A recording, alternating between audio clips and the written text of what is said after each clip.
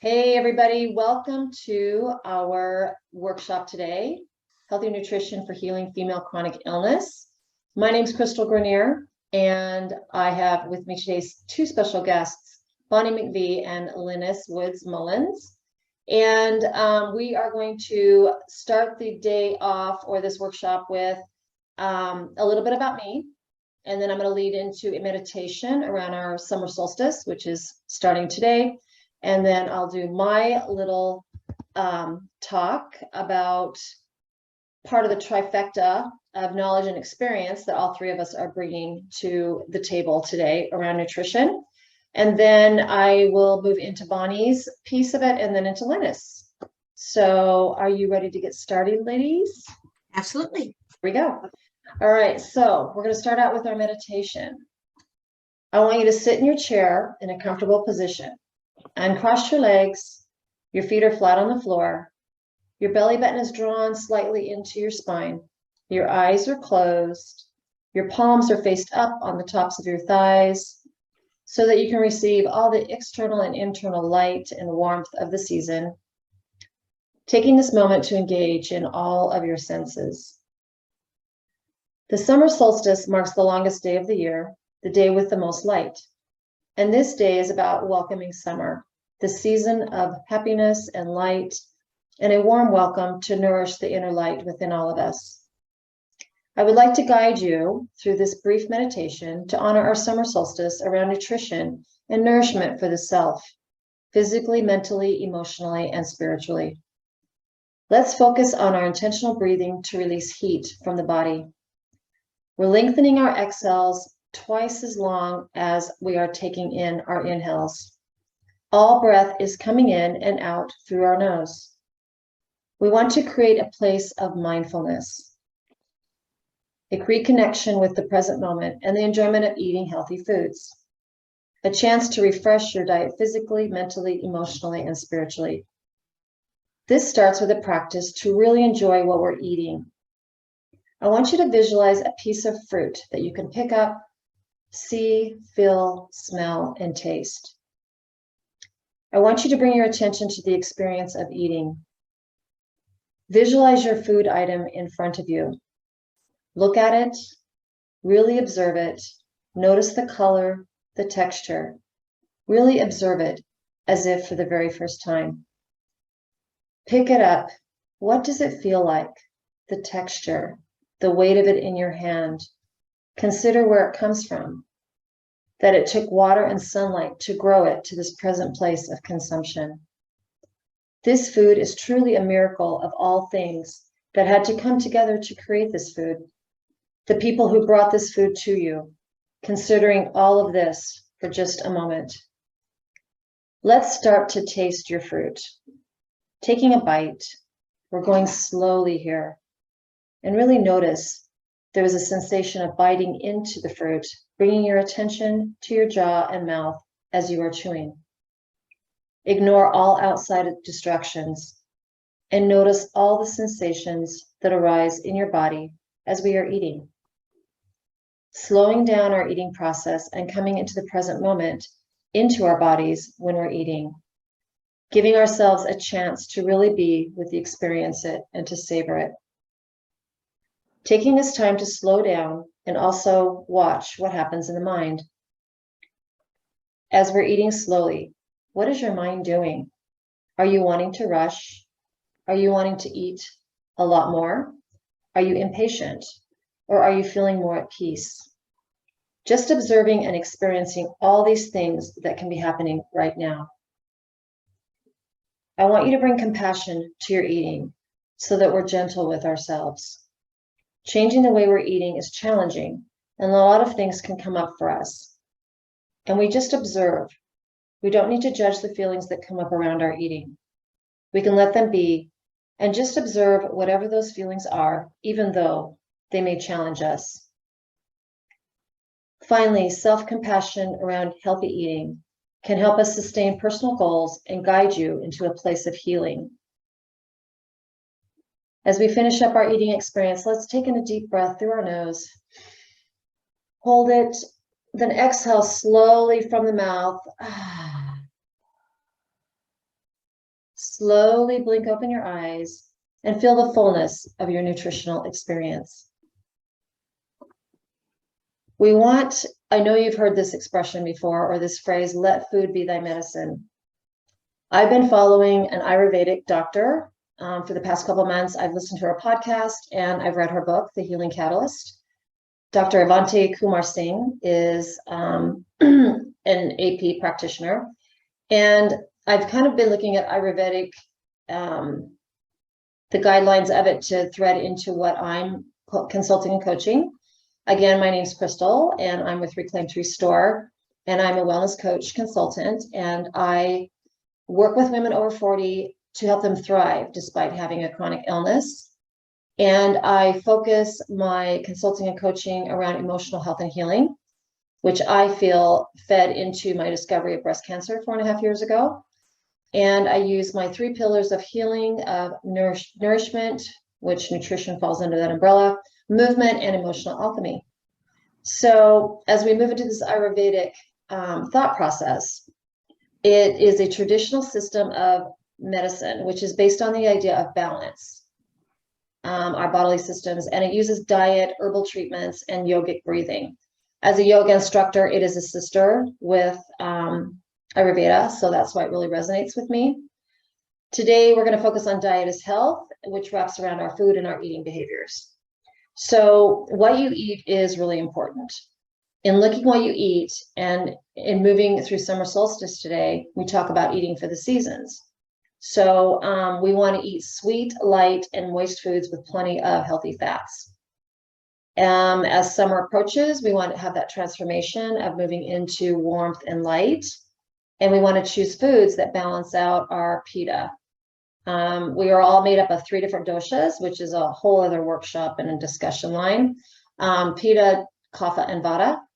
And so pitta is where the fire is. And that's with the summer season of heat. We're externally heating up. And so we're internally heating up, and we need to cool that down in our system. So bringing cooler foods to our plate provides balance. We have coconut oil, avocado, asparagus, other things like that support our health this time of year. Sweet fruits like watermelon, pears, and apples can be nourishing and hydrating. We want to eat our fruits away from our meals because that aids in better digestion. And our focus right now with this season is to stay away from oily, spicy foods. So no tacos, ladies. Okay. Other heating foods like tomatoes, garlic, and alcohol should be limited or avoided too during this time. So eating mindfully and seasonally helps us strengthen our Agni, which is our digestive fire. That helps us experience a clear mind and takes in the delights of our summer season. So the 5 whys, I call it, are important for consuming food. Well, actually 3 Y's and an H. 3 W's and an H. Why, where, when, and how much you eat is important. So why we eat. What is your relationship to food? Is it being triggered by your emotions? Are you emotionally eating? Are you eating because you're tired and you want that extra boost of energy to get you to the next place on where you're going? This determines how food is received by our human body, our human systems. Holding this intention when we eat will help heal us. Where we eat. I did a post about this a couple of weeks ago about avoiding all distractions and just sitting down at the table and focusing on your meal and really honing in on your 5 senses, like what it tastes like, what it smells like, how does it feel, what do you see around you, and I'm missing one. What are you hearing? You can set the ambiance for your eating experience with some light music, maybe have some beautiful flowers in a vase on the table, just creating that space around you, that environment. And it was very difficult to do, let me tell you, because we're so used to looking at our phone or reading a book or watching TV or having conversations. So that's one thing that I've been trying to bring into my day as a routine to try to slow down and eat. So I'm not eating too much. Do you ever notice when you're distracted, you eat and then you want more because you feel like you're so hungry? Right. Yeah, so slowing down and just really focusing on those five senses in that environment fills you up faster too. So, let's see. Okay, when and how much you eat. So if you're looking at the Ayurvedic guidelines, you should eat a lighter breakfast. Your main meal should be between 10 and 2. That's your heavier meal, and then a lighter dinner or supper. That way it gives your body time to digest it before you go to sleep. So you're not eating late at night and your body's fighting to digest and you can't focus on getting good sleep. One tip for shopping, we should choose our fruits and vegetables that are in season. So they're actually cheaper in the store or less expensive. If you find a fruit or vegetable that's higher in price, that's because it's not in season. So it's going to be harder to get. Looking at chronic illness nutrition, a dietary change that can be beneficial for most of us with a chronic illness, and I actually went vegan almost 2 years ago, is to increase your plant-based meals. They're high in veggies with whole grains, and they minimize or eliminate proteins and fats that come from animals. Fats and proteins instead come from our oils, nuts and seeds, and legumes. Sodium and potassium exist in a lot of our foods, and it can lead to imbalance and mess with our major organs. So the best sources of dietary potassium, apricots, bananas, prunes, cantaloupes, squash potatoes, and lentils. Sugars are a type of carb, and we know we need carbs, right, to break down into glucose and to give us energy. But you've got to find the good carbs. So a plant-based diet, a balanced one, doesn't rely a lot on carbohydrates and processed foods for our optimal health. If those Oreo cookies say vegan, they're not. Don't eat them. They are an unhealthy plant-based recommendation. And finally, for me, water intake, as all of us know, is a huge component of hydration, especially now moving into summer with dehydration hitting. Water is very important to consume. Us ladies, we should be having 9 cups a day or more is good.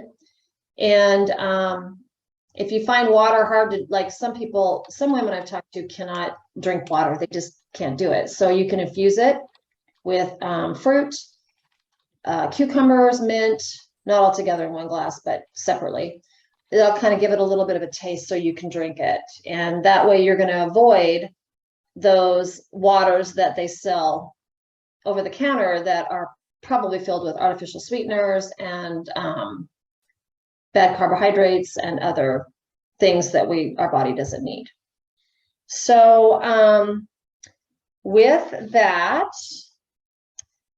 these are general guidelines for me. Every woman in her chronic illness journey or experience is different. That's why we all need to experience a coaching or a consult one-on-one, because we're all different and we're all going to require a different diet as health. So I'm here to offer these starting steps to you all as awareness. Okay, that's the huge component here, is creating awareness and these nourishing choices to get you moving in the right direction towards healing. I forgot to mention at the beginning, we're all going to offer up a freebie, okay, for all of you. And I'm going to send out an email with all those freebie links in there for you. Okay.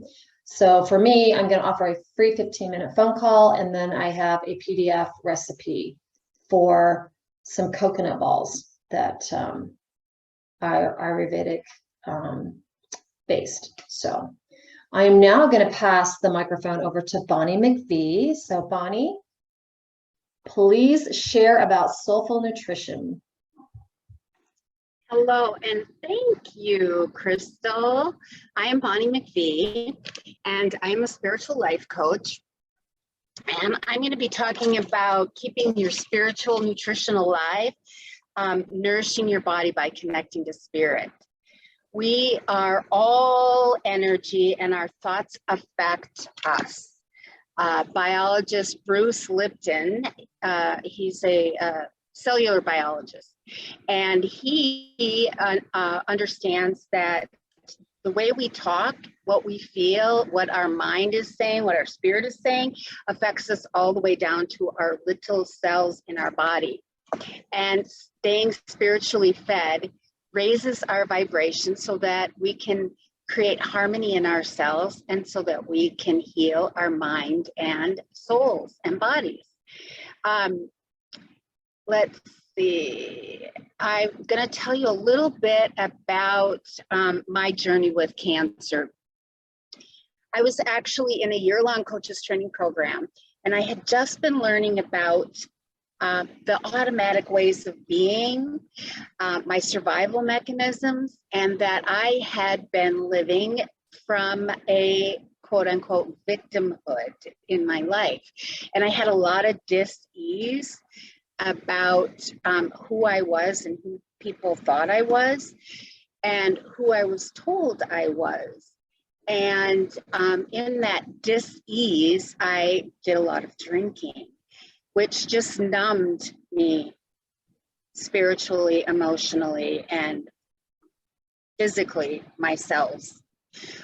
So when I learned about this victimhood and that there was another side of me, my soul's essence, and if I lived from there, how differently life was, I was just amazed because I had been living very unconscious and unaware. And Crystal mentioned being aware. That's the thing, if we can observe ourselves.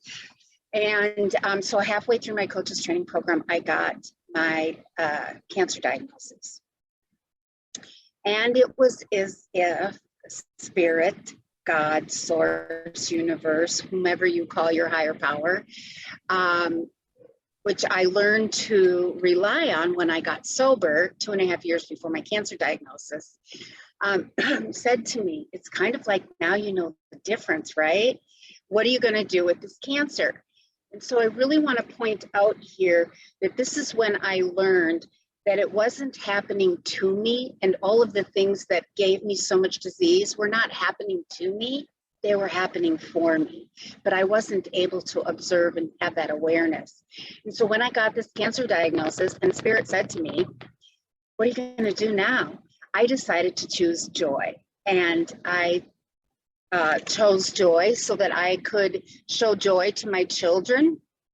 I had 2 teenage daughters at the time, and I wanted them to not be in fear. And I heard God say to me, be still and know that I am here. So I feel like what we can do to nourish ourselves is by inviting spirit in to help us listen to our stories. We can be a living prayer. And the way I recommend this to my clients is by journaling. It's a great way to get back to the places that we were emotionally and mentally wounded, and for some of us physically wounded. And doing so with Spirit's presence helps us strengthen us by being awake and attentive to hearing Spirit. And slowly we notice that we begin to trust these little hearings that we have and live in more joy. And these things that we thought were happening to us that are happening for us are really blessings in disguise. And it was a way for me to really trust what I was hearing from Spirit. And so releasing these fears and burdens from our dis-ease carries us into transforming and becoming fully our essence, our soul spirit of who we were created to be, letting go of these false selves that we've created, which I call our default energies. And living in those default energies is very negative. And I had a lot of really negative talk. And if we circle back around to Bruce Lipton and what he said about how we talk to ourselves, how it affects ourselves, living in joy really shifted all of that.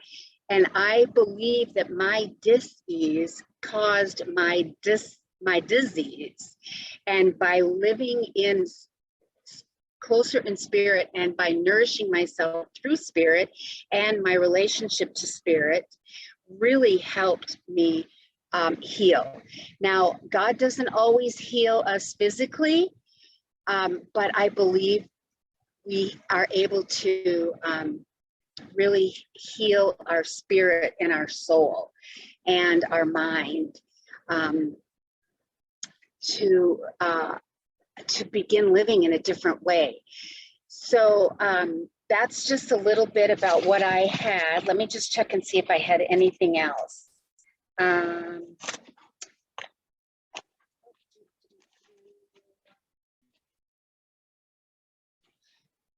Life's intrusions aren't negotiable. We get what we get sometimes, but it's what we do with them. And when we're spiritually fit, we are much more able to be present and have a true story about what is really going on. And often these times of chronic illness and disease are times that are winter for our souls. And what we know is in the winter, we don't see what's happening underground. Yet spring comes and nature comes alive, and so do we. And so as we are just finishing up our spring season and coming into our summer solstice, this is a great time to enjoy being with spirit and talking with spirit. And one of the ways I do that, and I teach my clients to do that, is by journaling. And really asking the questions and going deep. And oftentimes when I journal, I will ask a question and then I'll be quiet and listen. And I will listen for Spirit's answer, God's answer, Source's answer, Universe's answer, whatever it is that you call your higher power. And so if you are interested in taking a sacred journey, if you email me, and Crystal will have this, but if you email me to Bonnie at McVee Coaching, I will send you my 5 steps to getting started on that spiritual journey, which will include journaling prompts and some book recommendations that I found very helpful through my journey with my illness of cancer. I believe that's all I have for today. I guess we're going to take questions at the end. Is that right?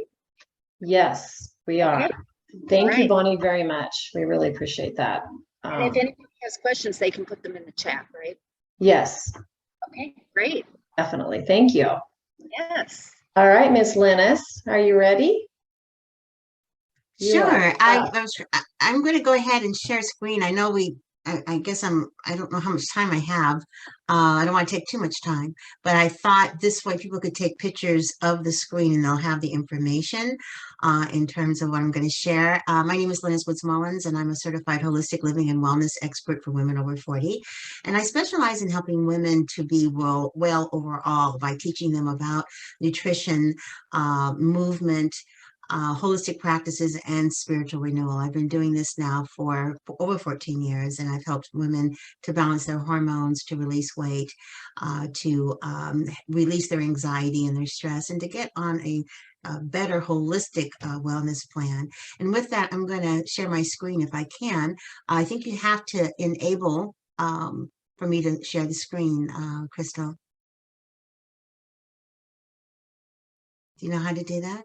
I think you click on shared. If you click on shared screen, it will say enable multiple participants, I think it says. And then you just click on that and that will open up the screen. Well, if not, that's okay. I can just read it. That's okay. You can't do it. Your mic is on, so I can't hear you.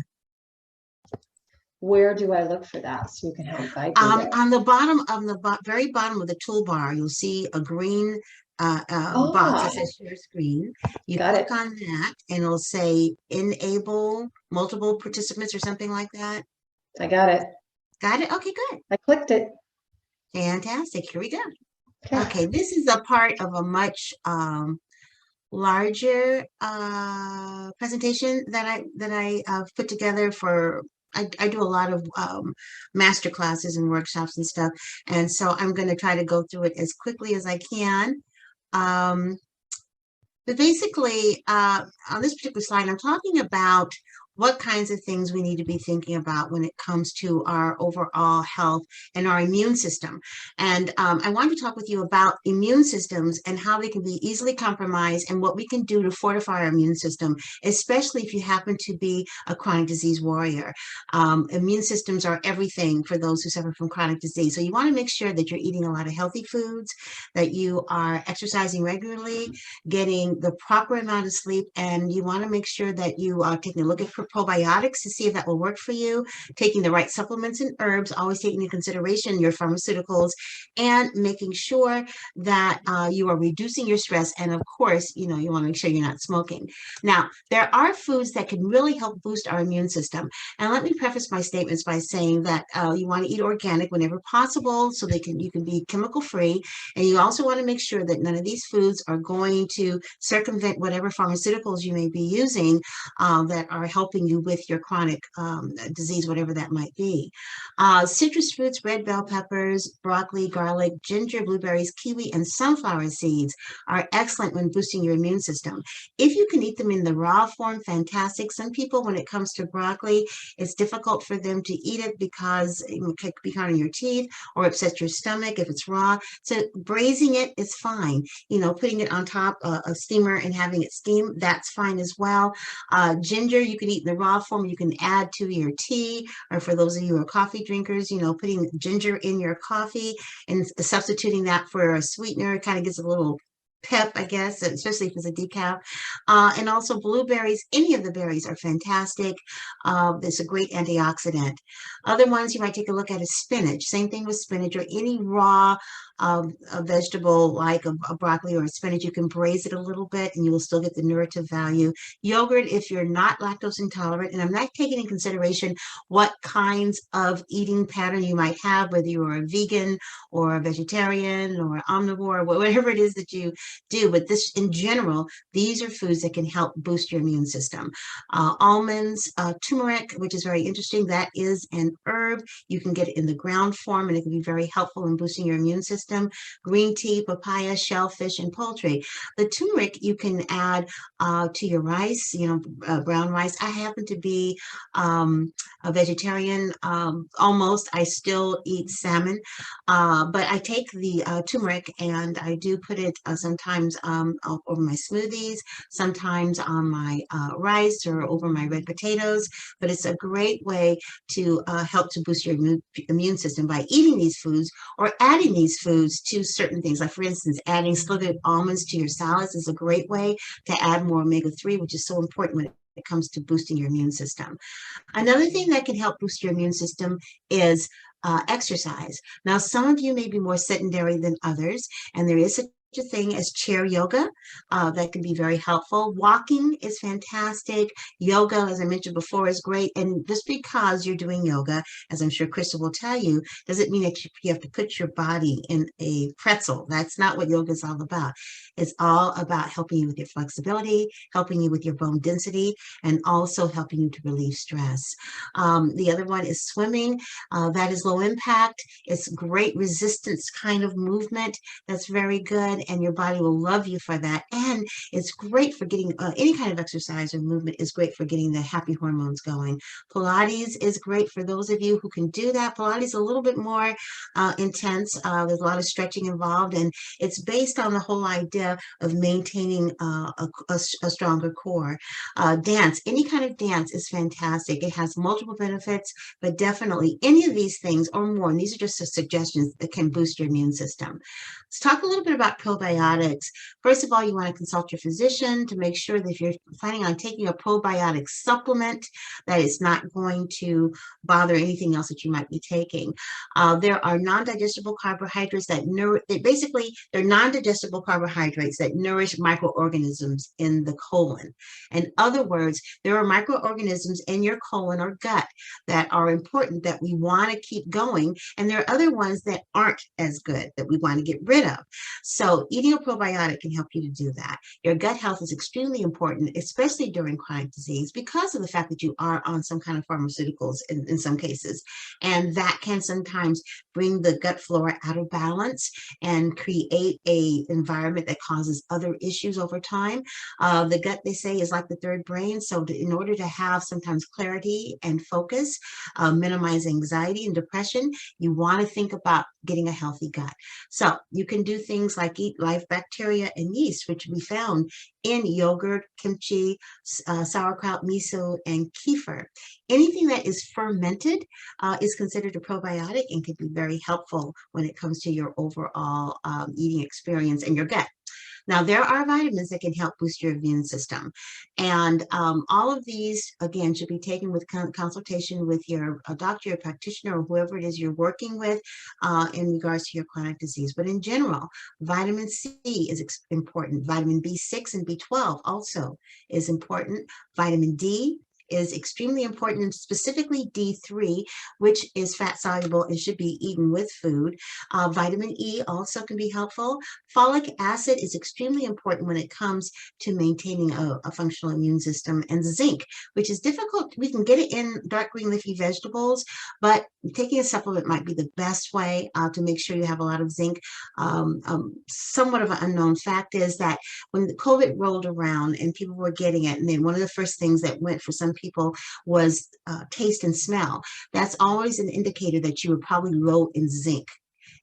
So always have your panels pulled to figure out what particular vitamins or minerals you're low in, so you can figure out how to supplement. You just don't want to arbitrarily take these things, but they can be very helpful when you do get a cold or, God forbid, COVID, in terms of boosting your immune system and helping you to ward off the viruses. Selenium is another one that can be very good as well. You can get that as a supplement. It's really hard, but you can get it if you eat sea vegetables. You should be able to get some selenium, but sometimes that's difficult. As we age, our bodies, which might normally produce some of these things, don't produce them as much. That's what aging is all about. So therefore, you start to take supplements. I never took supplements until I got to be about 63. I had my panels pulled, and so now I take some supplements, and that's what they're good for. You want to make an educated decision about what kind of supplements to take, how much to take, which brand to take. All of that is important. And talk with your holistic coach, your practitioner, whoever it is that you're talking to that's integrative, that understands the benefits of nutrition and supplements, to figure out which brands they might recommend.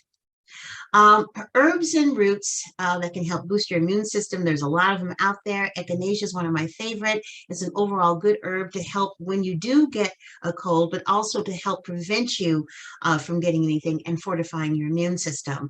Elderberry is fantastic. You see a lot of those elderberry gel gummy bear things that people are taking, which is okay, but it's got a lot of sugar in it. If you can get the elderberry in another form, in the tea form, or even in a juice form, that's even better.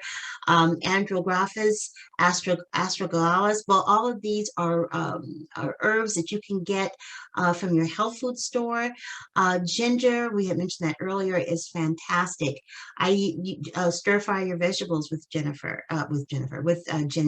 You can make ginger dressing to put over your salad as well.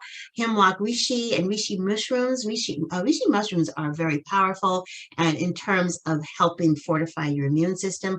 Ashwagandha is great for your immune system, but it also can be helpful if you are experiencing some anxiety. One thing about gut health is that studies have shown that if your gut is unhealthy, then you are going to be perhaps experiencing some of that anxiety. Sometimes the anxiety you're experiencing, if you happen to be older and in menopause, that could be menopausal anxiety. So ashwagandha is a good herb to kind of do a double whammy. It can help you a little bit with anxiety, help with your gut health, and help fortify your immune system. And Panax ginseng is excellent for fortifying your immune system, and it also has a double whammy benefit of giving you additional energy as well. This is an immune boosting tonic I wanted to share with you. You can pause for a minute so you can take a picture of this, but these are all the ingredients, and as you see, some of the ingredients I mentioned earlier are in this particular thing. They recommend alcohol, 100% proof. If you're a non-drinker, you can take that out.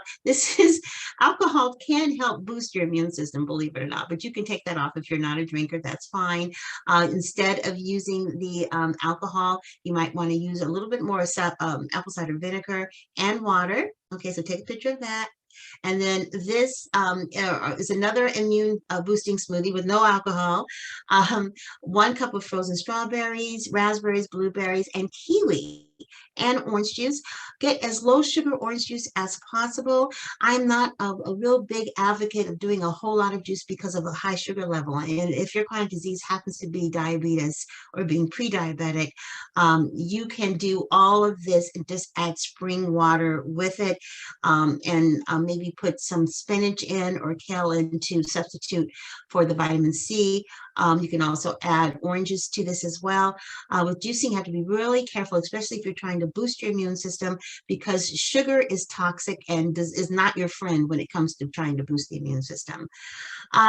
So these are some immune boosting juices, but take into consideration that if you happen to be a diabetic, or you struggle with spikes in your blood sugar, this would not be a good answer for you. But for others, it could be great. Especially, I like the beet, carrot, ginger, and turmeric combination. That's the lowest in sugar. It's fantastic. But any of these could be good to take, sparingly. I wouldn't like drink 8 ounces every day, maybe about 4 ounces, in addition to the other things that you can do to boost your immune system. Real quickly, I just want to say that yoga is extremely good when minimizing stress. Stress is a killer to the immune system. So doing yoga and things like that can be extremely helpful. It helps you when you're stressed. It helps to also reduce the cortisol. Cortisol is one of the hormones that's secreted that comes when you're under a lot of stress. And cortisol can also cause your immune system not to function as well. So again, it's really important to minimize your stress. And also yoga helps you with less inflammation, which is extremely important, because the more inflammation you have in your body, then the more your immune system is going to be compromised, and the harder your organs work to support you. Real quick about meditation, mindfulness meditation, something like what we did earlier today, the meditation when we first started our session. That's extremely important, and it can have a positive impact in improving your overall immune system. It can also help with depression, post-traumatic stress disorder, and a huge range of health conditions. Yoga is really the go-to, or meditation is the go-to. Meditation and yoga, the go-to for reducing stress. And it also sharpens your mind and reduces your blood sugar. So again, what can you do to strengthen your immune system? You want to make sure that you're eating healthy foods, as little processed foods as possible, a lot of green leafy vegetables and fruits. Exercise regularly. If you are chair bound, moving, doing chair yoga, doing small hand weights, whatever you can do to get moving is extremely important. Getting the proper amount of sleep. I didn't talk too much about that, but that is huge. You need to be able to shut all the way down so that your body can support you in functioning. And the digestive process really takes place when you're asleep. Consider the probiotics to see if that might work for you. Take the right supplements and herbs. Don't smoke, of course, you know that, I know. And make sure that you reduce your stress. So there you go. Hope that wasn't too long. 14 minutes. Not even. You are fine. Lynnis, thank you so much. You're That was welcome. a wealth of information around immune system stress and what we can do to keep that immune system up and the stress down. So, wow. Ladies, do you have any questions for each other that we can think of off the top of our head? I wanted to share, Lynnis, really quick. I just did an interview summit for a perimenopausal summit, which is happening at the end of July. And that's one thing that, because of course I'm talking around my pillars, right, in chronic illness, but that was one of the things that came up as inflammation, because as our estrogen goes down, our inflammation goes up. Like, actually all the time, depending on what you're eating and what you're doing. But I thought that was pretty fascinating, that inflammation is like the bottom of everything for chronic disease. There really is a whole lot of reasons why you don't want to eat like you used to eat when you were 30. Yeah. And the bottom line is, never mind the bad nutrition and everything else, your body just can't support that any longer. Just like your body is not making the same kinds of enough of the vitamins and minerals you might need. This is what we call the aging process. It's not just the wrinkles and the way we look, it's about how our bodies are functioning. But science has created all kinds of things that we can do in lieu of the fact that our bodies aren't producing experiencing that so that we can still grow older and stay healthy and be functional and engaged for a long time. But the first thing is making a decision to change the lifestyle so that. Cool. Yeah, the awareness component is huge.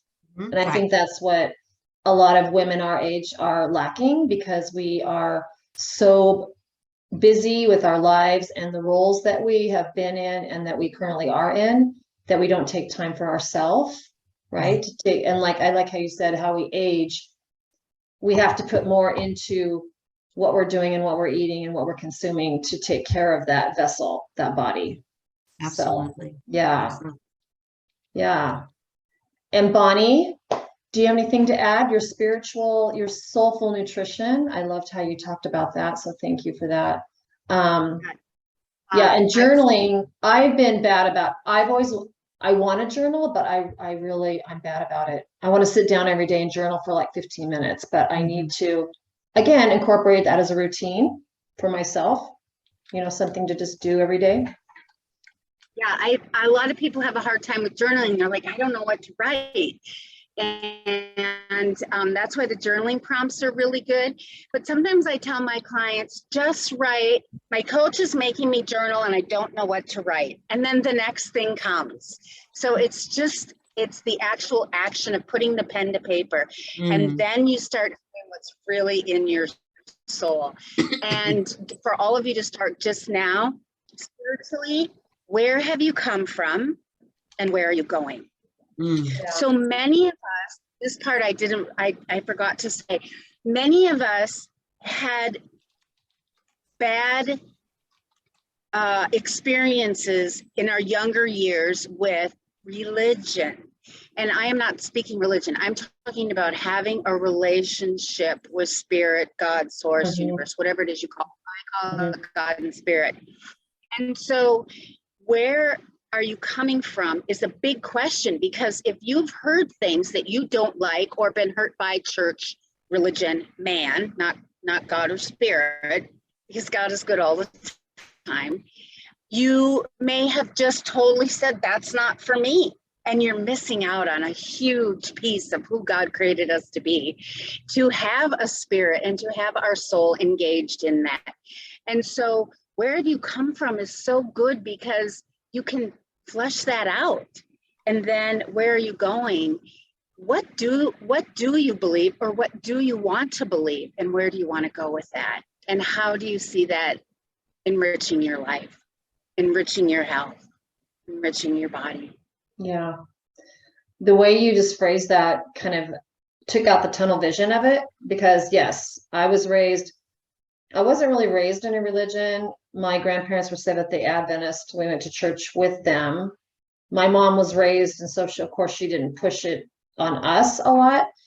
So I've not really followed a church or gone to church a lot as a young girl, adult.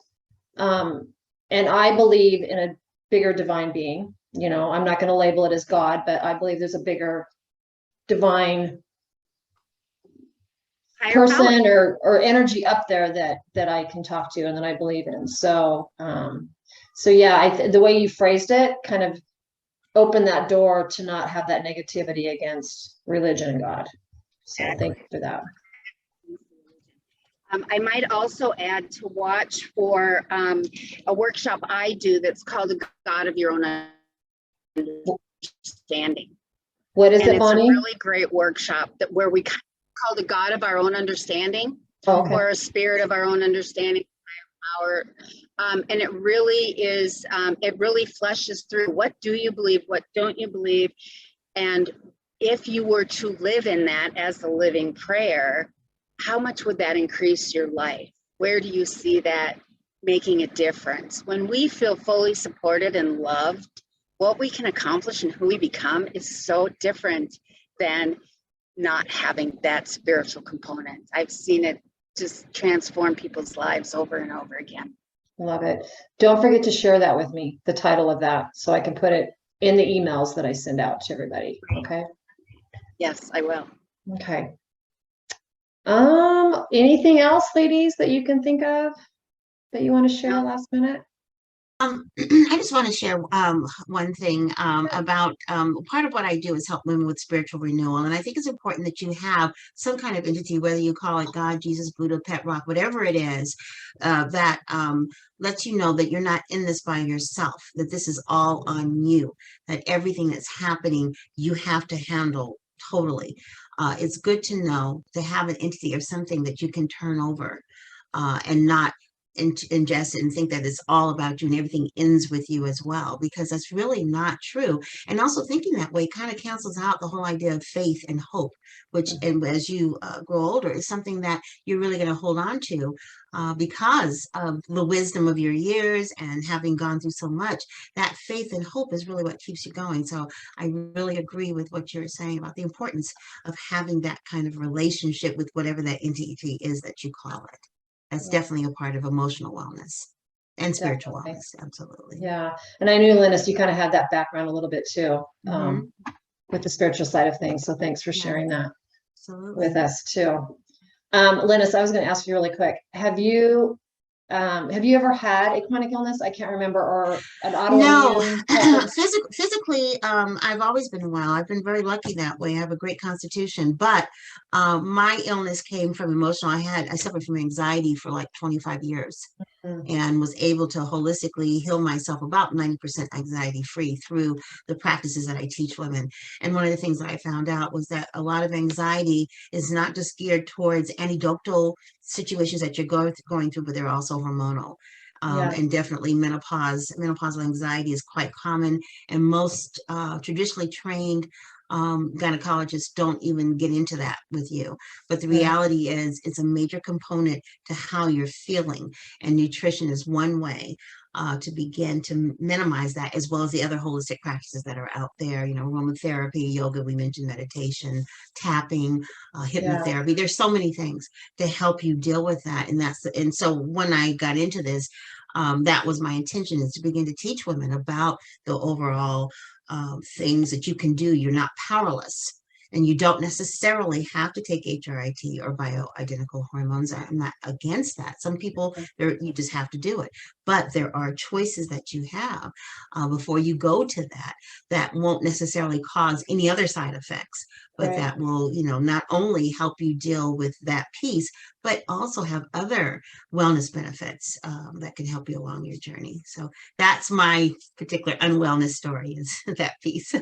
And just going back, like the things that I've been my mission and what I'm doing, and then all the people I've been meeting, the women, when we were, you know, you guys are a little bit older than I am, but back in our day, we were just taught, there was just none of this here. Like there was none of this. And I don't know if the internet is a huge proponent of that, but we didn't have the education and the awareness and the choices that we have today to take care of these things. And our mission, Bonnie, Lynnis has 4 adult daughters as well, and she's a grandma.